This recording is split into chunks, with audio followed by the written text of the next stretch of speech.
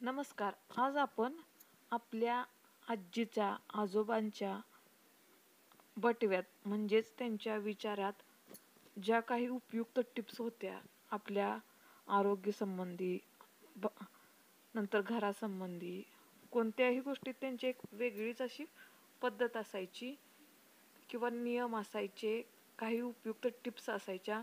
त्या काय आहेत ती मी आज तुम्हाला या व्हिडिओमधून सांगणार आहे. ह्या टिप्स तुम्हाला नक्कीच खूप फायदेशीर ठरतात. त्यातील सर्वात पहिली टिप म्हणजे आपण काय करतो, एखाद्या वेळेला कांदा चिरतो व तो जादा झाल्यानंतर दुसऱ्या दिवशी वापरतो. तर तसं न करता तो कांदा तुम्ही त्या दिवशीच वापरा, कारण की दुसऱ्या दिवशी जर वापरला तर त्यामुळे तुमच्या पोटाचे तुम्हाला विकार होण्याची शक्यता असते. त्याचे वाईट परिणाम तुमच्या शरीरावर होतात.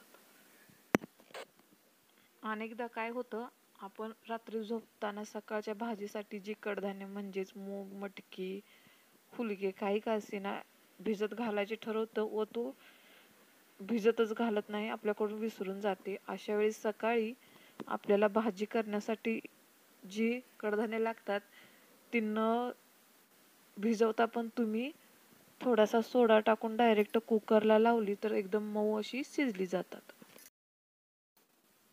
अनेकदा काय होतं, आपण बाजारातून स्वस्त लिंबू आहेत म्हणून भरपूर प्रमाणात घेऊन येतो.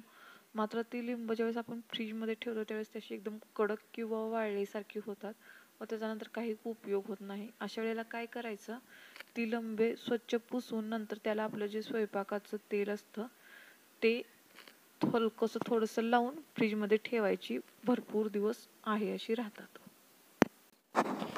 आपण काय करतो, अंडी शिजवली का गरम गरम आहे तोपर्यंत सोलायला बघतो. त्याच्याने अंडीही फुटतात म्हणजेच तुटतात आणि साल हे लवकर निघत नाही. अशा वेळेला काय करायचे, अंडी थंड पाण्यात थोड्या वेळ ठेवायची व नंतर त्याची साल काढायची. अंडी खूप छान सोलली जातात. किचनची फरशी पुसताना किंवा टाईल्स पुसताना नेहमी मोठं मीठ व थोडासा कापूर टाकावा. तो पाण्यात विरघळल्यानंतर त्याच्याने फरशीवर किचनच्या टाईल्स पुसून घ्याव्यात, जेणेकरून चिकटपणा, दुर्गंधी पूर्णपणे नाहीशी होते. हिरव्या भाज्या करताना त्याच्यामध्ये नेहमी चिमटभर साखर टाकावी, जेणेकरून त्याचा कलर काळपट न पडता हिरवागार आहे असा राहतो.